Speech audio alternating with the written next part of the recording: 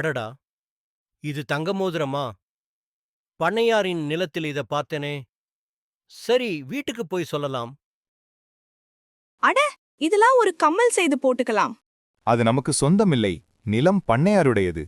பண்ணையார் வந்து பார்த்தாரா? எதுக்கு கவலைப்படுறீங்க? பார்க்கலனாலும் என் மனச்சாட்சி சொல்லுது இது நம்மதல்ல.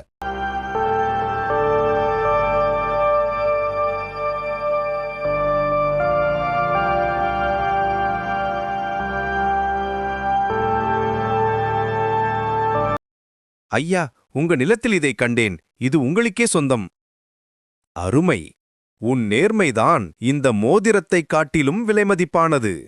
இதை நீயே இந்த வைத்துக்கொள். கதையிலிருந்து நாம் கற்றுக்கொள்ள வேண்டிய பாடம் என்னவென்றால், பொய்யால் ஒரு நாள் ஜெயிக்கலாம், ஆனால் நேர்மையால் வாழ்க்கையே வெல்லலாம். வணக்கம். மறக்காம இந்த சேனலை லைக் பண்ணுங்க, ஷேர் பண்ணுங்க, சப்ஸ்கிரைப் பண்ணுங்க.